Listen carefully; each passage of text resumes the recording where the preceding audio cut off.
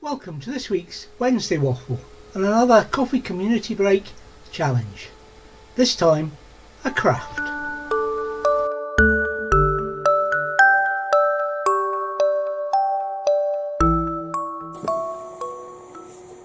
Welcome to this week's Wednesday Waffle. Now you're getting a strange view at the moment as I prepare to show you what the waffle entails this week. It's another coffee community challenge, and I can't really not do this one as I suggested the challenge. So what we have here is my fly tying vise, and I'm going to show you a deadly little fly pattern which is great for catching brown trout and especially stocky rainbow trout. Stocked, that is. Now I've got it set up so I can tie comfortably, but I will turn the advice at each stage to show you what I've done and what I'm doing. It's a simple pattern. We're going to use some simple ingredients, some peacock herl, that's the eye feather from a peacock, and it's the offshoots of that, not the eye itself but the offshoots, and a simple black feather. And along with that, the basics, which are silk cotton and the other things that you use when tying flies. First things first, we set up a bed of cotton on the hook, and that bed of cotton is going to form the basis of the rest of the fly.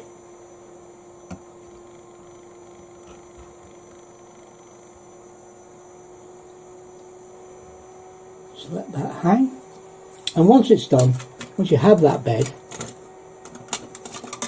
it's always best to trim off as you go along excess materials. So let's just turn the vise and you can have a look at what I've done. And there's hardly anything to see, it's just a thin layer of cotton at the head of the hook near the eye. What I'm going to do next is extend the bed to the back of the hook to allow me to add the next stage, the next pieces. So let's turn the vise back and just take the bed, extend it, and what you have to be careful at this stage is catching, because of the nature of this vise, etc., catching the hook tip. So all I've done there, to turn it round, is take the bed to the back end of the hook. We've now got a layer of the silk thread layered down the body of the shank of the hook. So now I'm going to take some of the peacock herl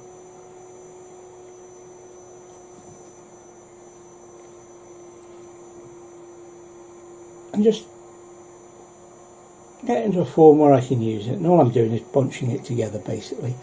And so you've got a bunch, I've got 4 pieces here, and I now need to attach them to the bed of silk. And what I do is just lay them along the top, hold them in place, and then bring the silk back along, tying the end of the herl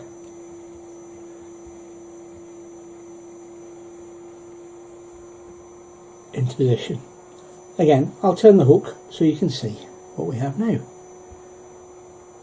So you can see the cotton is now back at the front of the hook. We have the strands of herl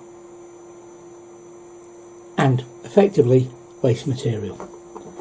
Now all you do with this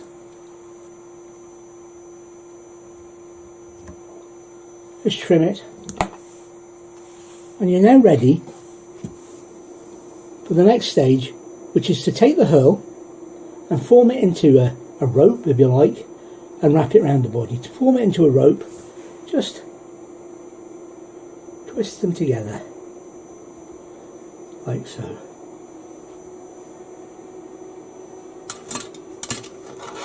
And it can be easier if you use these as a set of what they call hackle pliers, and you just clip the end of the herl into these. That allows you just to let them hang. Now at this stage I'm going to bring the hook, the vice back round so I can work on it, and then I'll show you. But what we're about to do is wrap the herl around the body until it comes up near the front of the hook. Now we don't take it right to the head of the hook because we've got more materials to put in, but this forms the body of the fly, and you'll see when we swing it back round that it's not just a strip of feather, hopefully, if all goes well. So turning the vice and I'll carry out the next operation. Again, being careful not to trap on the point of the hook.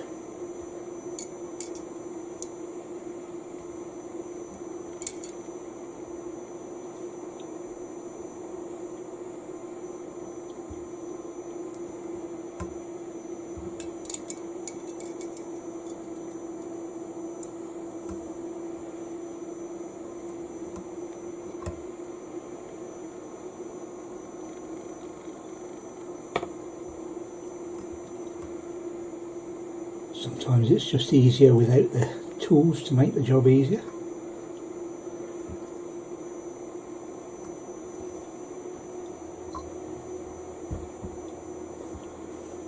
And you bring the silk back,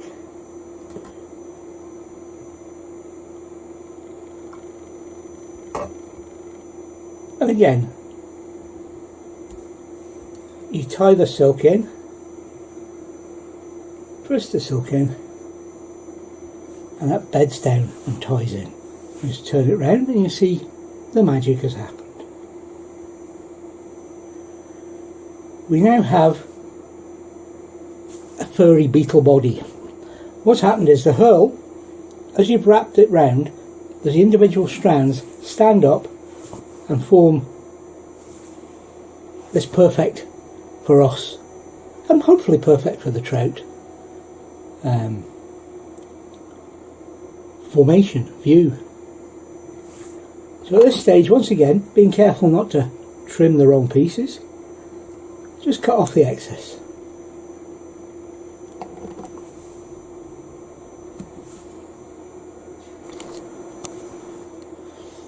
So there we have something that looks a bit like a beetle, and there are various patterns where you can wrap materials over the top where you are actually looking to make a beetle. I have a pattern where I put black raffia over the top and the hackle is all under the throat of the hook, and it just makes it look like a beetle swimming in the water. But this one we're going for what is known as the black and peacock spider, because it's made with peacock herl and a black feather, and as I say, it can be a deadly thing. So now we need to prepare our feather. It's a black hen hackle, and what that means is it's quite soft. There are two types of hackle, hen and cock. The hen hackle is softer, used for what's known as wet flies, flies which are designed to sink a little or just below the surface or deeper and fish at that level. And then you have the cock hackle, and good quality cock hackle will float. It's very, very stiff, and that allows you to make good dry flies.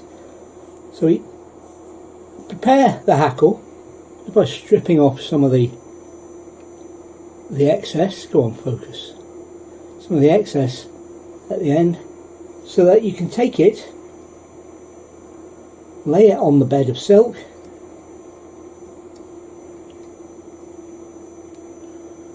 and once again tie it in. So far this is only held together by the silk wrapping and the weight of the silk hanging in the bobbin. So just to show you what we've got there, we've got now the hackle sticking up, tied in, and again at this point trim off the excess. Just trim it for now, we'll be tidying up fully later. In fact, there's probably some fly tyers there going, oh, you don't do it that way, leave that in so you can... I do it my way. They work. So we'll turn it round. Now you're going to treat the hackle pretty much the same way as you treated the hurl. This time the hackle plier is almost essential to get this part right, at least it is for me.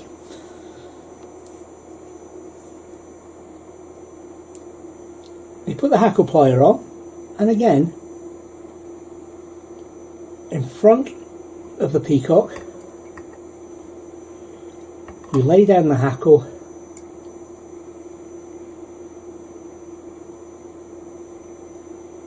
and once it's in,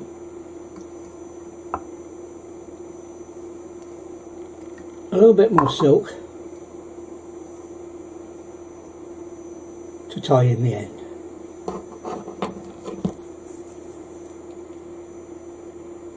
And once again trim. So now you can see what the hackle looks like head on. So you've rotated it round and it's done effectively what the hurl did, but of course being longer it sticks out more. So let's just turn it round to have a look. It's now beginning to look something like a trout may want to eat. Again, variations on the pattern. You get little white wings tied in behind the hackle. These tend to be on the dry version, which uses the cock hackle and the little wings, and they work effectively. Each fly works at one time or another, but some flies are more effective than others, and I love this one. So we're at the stage now where we've got something that we're hoping a trout will eat, but we need to finish it off so that it all stays together and doesn't come apart. So I'm going to do that again. I'm going to turn it, and I'm just going to start to form a head with the silk, which ties in and tidies the front of the fly, and then I'll turn it and show you.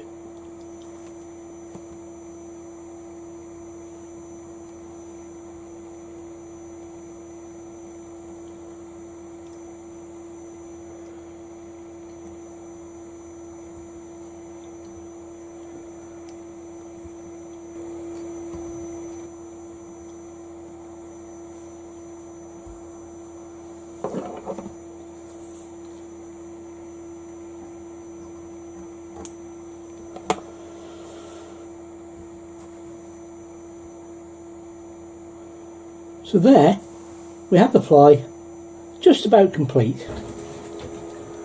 I'm afraid to say at this point I started having a camera problem, and I didn't know I'd had a camera problem until I came to edit the video. And so rather than set it up and record it again, I'm just going to describe the last few actions. Basically I showed the finishing tool, which ties 2 knots or a number of knots like a whip over the head of the fly just to secure it. You can do this just as easy with a couple of half hitches, and by the time you've finished varnishing the head to complete it, then it all looks as good whichever way you're doing it. And the varnishing the head part, literally all you do is take some nail varnish ship's varnish, coloured varnish, whatever you like, and paint the head so you get a nice, hard, solid blob of varnish over the silk, and it just holds and glues everything together. Well, I hope you watched to the end. I hope you enjoyed this challenge, and I hope you enjoyed this type of Wednesday waffle. If there's enough interest, who knows, I might set up and do some fly tying videos. It's a hobby of mine from way past, and I really enjoyed rolling it out and tying a simple pattern. Join us on Friday for some more videos from the Isle of Mull, and on Sunday for a live stream, and next week for more video and photos from our June jaunt and a waffle on Wednesday. Bye for now.